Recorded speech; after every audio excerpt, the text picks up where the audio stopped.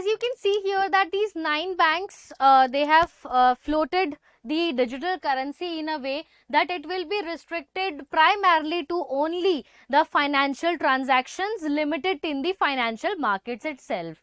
So coming up to what digital rupee is, what is the digital currency that we are currently talking about. So I'm reading the lines from a daily newspaper that from where we have collected this information.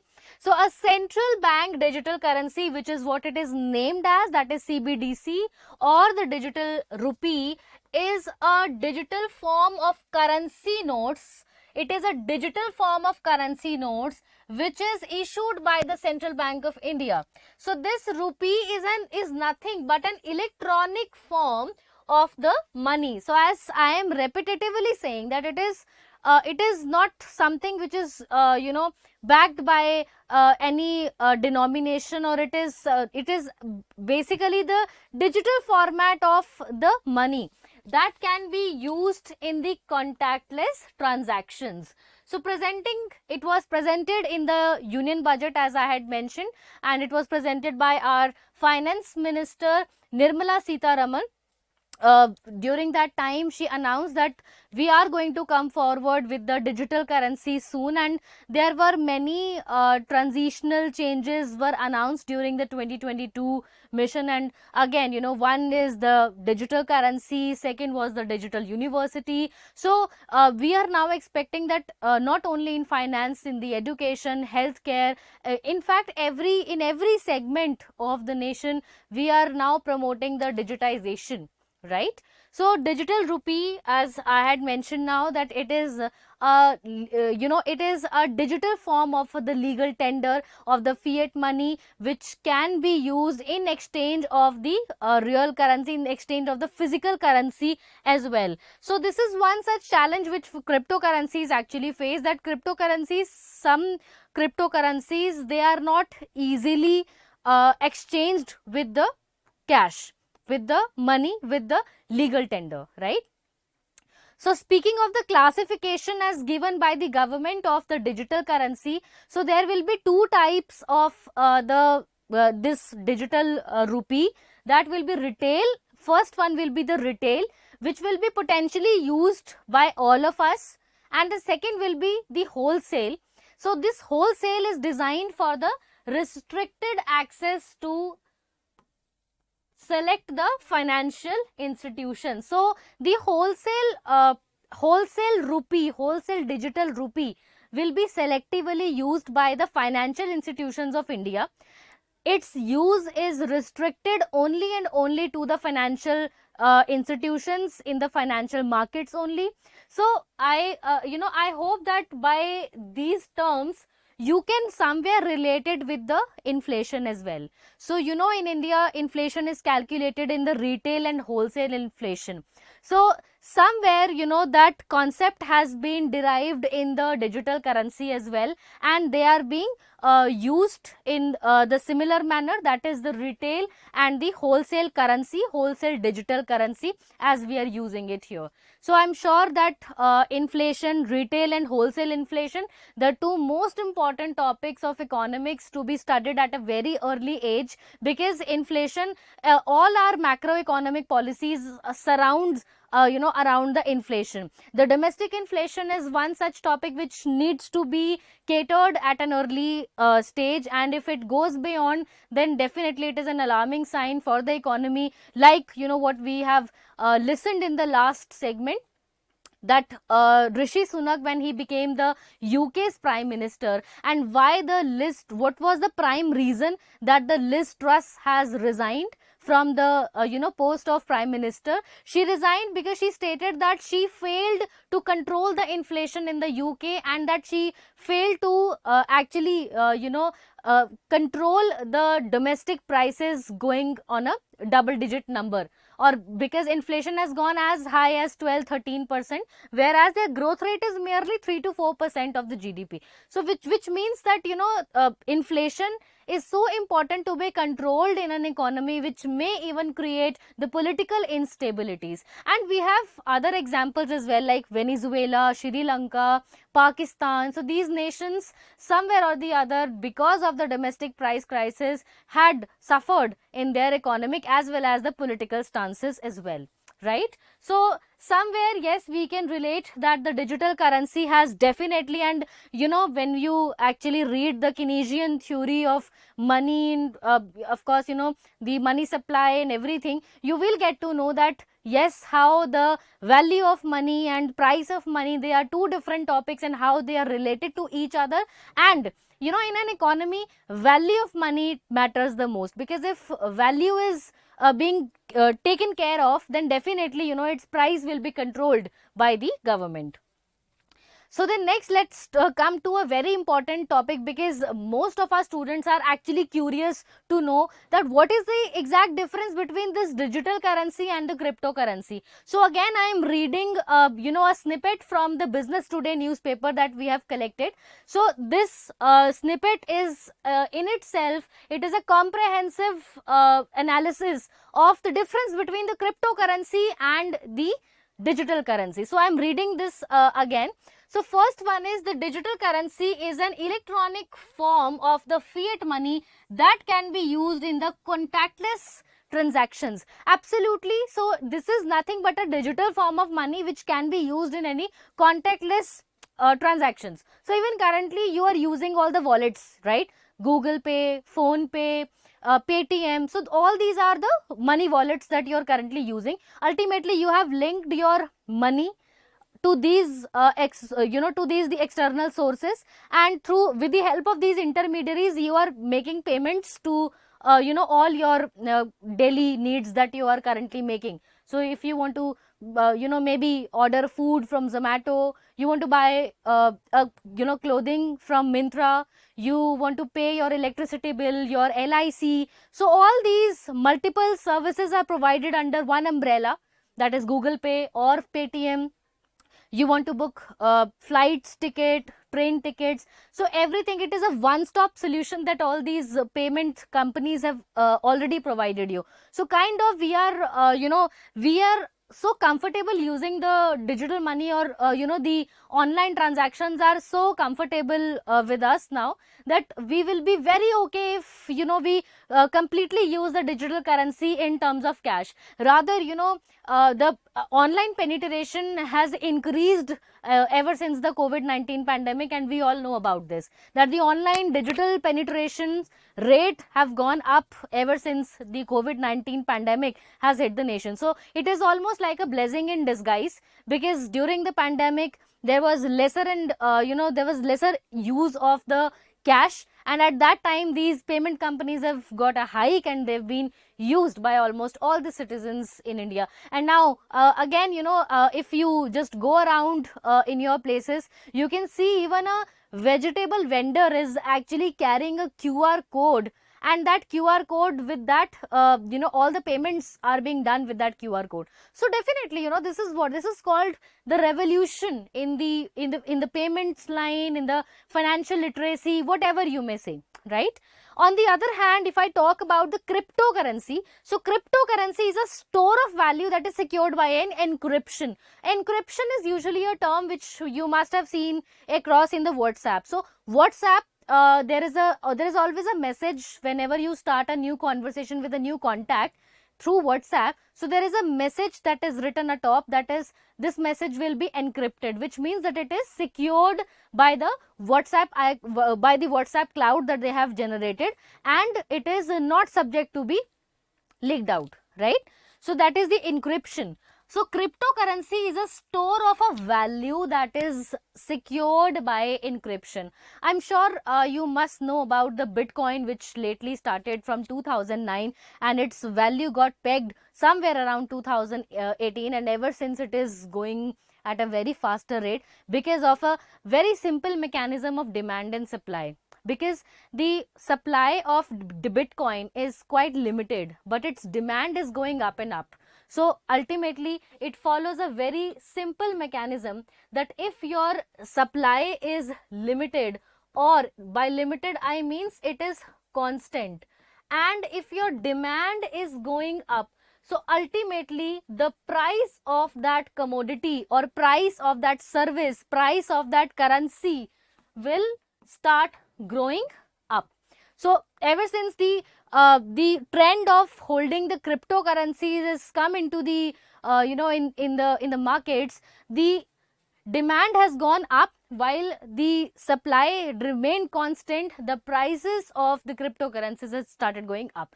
However, why cryptocurrencies are unsafe? Because they are highly volatile in nature. They are highly volatile in nature, and even the cryptocurrency source cannot be determined from where they are being generated, created, from which source to which source they are being transferred. So the source of transaction cannot be identified with the help of cryptocurrencies, which is why it remained a cause of concern to all the federal banks that there were many ransom amounts were asked with the cryptocurrency. So for example, there is any kidnapping and the kidnapper is asking Bitcoin in lieu of the cash, right? So this is what the countries are actually worried about, and it is a triggering sign, of course, for all the financial markets as well. So the second difference is that digital currency is regulated by the RBI, whereas the cryptocurrency has remained unregulated, and even RBI has said that we are not the regulator of cryptocurrency. So if you are actually at a loss in holding cryptocurrency, so RBI is not responsible for that, nor even will going to take any indemnity against that. So RBI is quite it's quite straightforward here that cryptocurrencies are subject to market risk. You are the only one who is going to take that risk, and RBI or any other financial intermediary is not responsible for any kind of loss while transacting with these cryptocurrencies. Then the next we have is digital currency rates are stable and these currencies are globally accepted. This is very important because universal acceptance of a particular currency, or whatever you may say, the digital currency or physical currency, is very important. And here digital currency, if it is coming from the government, and definitely it is universally accepted. On the other hand, because of the volatile nature of cryptocurrencies, they are not widely accepted. Like for example, if you go to a maybe grocery store, you're buying something and you ask the shopkeeper that okay, you have cryptocurrency, you have a Bitcoin, can you receive payment in Bitcoin? Now the shopkeeper might not accept the payment in the Bitcoins, as it is, as even shopkeeper knows that it is highly volatile. Now today if the value of that Bitcoin is 500 rupees, maybe tomorrow it may go down to 400 or 300, or may even go up to 700 or 800. But as we know that and normally people have a risk aversive nature. They don't want risk to be they don't want to cater risk at all, which is why they actually prevent themselves from taking any kind of speculative risk, and they would rather be happy accepting a legal tender. So वो shopkeeper आपको क्या कह देगा, भैया आप मुझे 500 रुपए दे दो या आप मेरे बैंक में ट्रांसफर करवा दो, लेकिन मैं क्रिप्टो करेंसी नहीं लूंगा, मैं बिटकॉइन नहीं लूंगा, बिकॉज मुझे इसके बारे में कोई नॉलेज भी नहीं है और ना मुझे चाहिए। आप मुझे या तो 500 का नोट दे दीजिए या आप मेरे क्यूआर कोड से आप मेरे बैंक में जमा करा दीजिए, लेकिन मैं क्रिप्टो करेंसी नहीं लूंगा। अब यहाँ पे डिजिटल करेंसी, क्योंकि सबको पता है वॉलेटिलिटी नहीं है, क्यों? क्योंकि आपके 500 रुपए के नोट को बिल्कुल ही डिजिटल फॉर्म में कन्वर्ट किया हुआ है। सो वहां पे वो डिजिटल करेंसी एक्सेप्ट कर लेगा, जस्ट लाइक गूगल पे, फोन पे, या मतलब इसी तरह से वो डिजिटल करेंसी को डेफिनेटली एक्सेप्ट कर लेगा, लेकिन एक बिटकॉइन को एक्सेप्ट करने में उसे प्रॉब्लम होगी ही होगी। सो यहाँ पे क्रिप्टो करेंसी और डिजिटल करेंसी में एक बहुत बड़ा डिफरेंस है ये, that crypto currencies are not acceptable everywhere at every stops और every shops, but digital currency they will be widely accepted in every nooks and corners of the nation as well as the world. Then next, who gets to know about the transactions? अब आपको transactions की roots के बारे में पता चलेगा या नहीं चलेगा? So the digital currency transactions are only known to the sender, receiver and the bank. Of course, even today, you know that whenever you make any transaction, you're you know, आप कोई भी transaction कर रहे हैं, you are sending a money from one person to the other person. So three parties are involved: you, the receiver, and the bank. Bank will get a notification, or bank will send a SMS to you that this particular amount has been deducted from your account. Now the other person, the receiver, he will get a notification from his bank that your bank has been credited with a certain amount and it is sent by Nitika, or let's say you have sent it, right? तो आपके नाम से अगर आपने उस transaction में अपना name put किया है तो आपको वो पता लग जाएगा, बैंक ही उस रिसीवर को एक एसएमएस भेजेगा that your account has been credited with so and so amount. So technically there are three parties involved, right? Here also in the digital currency, the three parties will be notified whenever there will be any transaction through the digital currency: your bank, you, and the receiver who is receiving the money. On the other hand, the cryptocurrency transactions are publicly available on the decentralized ledger. So there is, of course, there is a cloud. There is a data cloud of cryptocurrencies, and each transaction is recorded on that decentralized ledger, through which it is easily, everyone can, have the access that, okay, this particular amount is sent from this ID to this ID, right?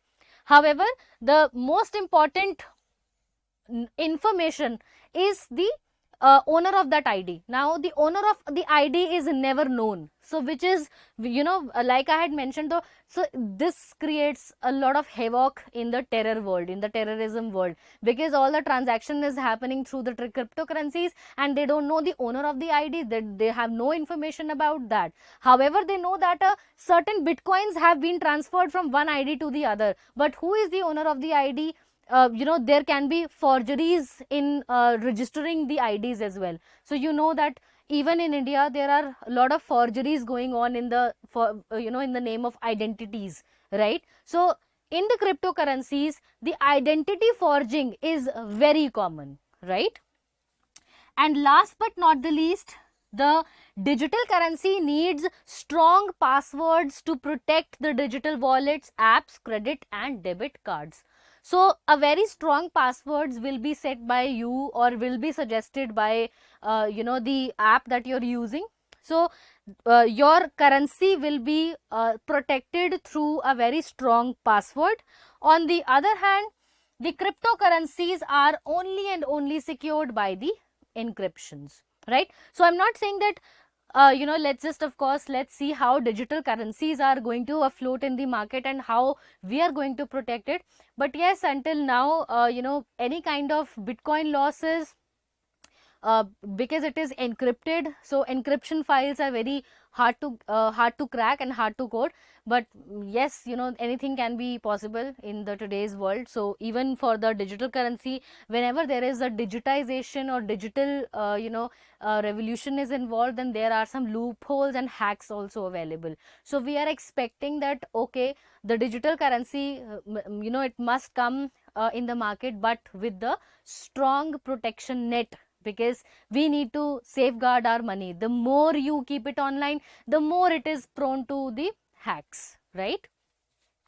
So that was a brief about the difference between the cryptocurrency and the digital currency. So now let's jump to what are the benefits of the digital rupee. Of course, it reduces the transaction cost, and first and foremost benefit of digital rupee is that now there won't be any loss of money due to theft, due to fire or physical loss, any crumpling of notes or something like that. So that will be avoided through the digital rupee. And then of course there will be reduced chances of the transaction cost will reduce, and now government can access all the transactions happening within the authorized network. So of course there is a complete network that is controlled by the government and the RBI. So whatever and whosoever is making deals in the digital currency, so that everything is coming under a same network, and that transaction can be accessed by the government. So there will be a better control over how money leaves and enters the country as well. So if we use the digital currency in the international payments as well, so it will help tracking the money, the way from where it is entering and from where it is leaving, right? Then lastly, it will provide space for better budgeting and economic plans for the future, and overall a much safer environment. So we are actually we are expecting that in the coming times this is going to be a big thing, and it is going to replace the physical form of currency, in a complete sense. It is now starting, and in the near I can see in 10-15 years from now, so all the money will be totally digitized, and we'll be using only digital currency, so that the of course the cost of printing the money will also get reduced with the digital currency that we are currently talking about. So that is all for today, all of you. I hope that you like this session. If you did like this, don't forget to hit the like button, share it among your friends if they also want to know a bit about the digital currency. And अभी तक अगर आपने हमारे channel को subscribe नहीं किया है, so जल्दी से सब्सक्राइब कीजिए, because next week we will come up with more such interesting facts about the daily current affairs or the weekly current affairs that we are covering up. So till then, thank you so much everyone.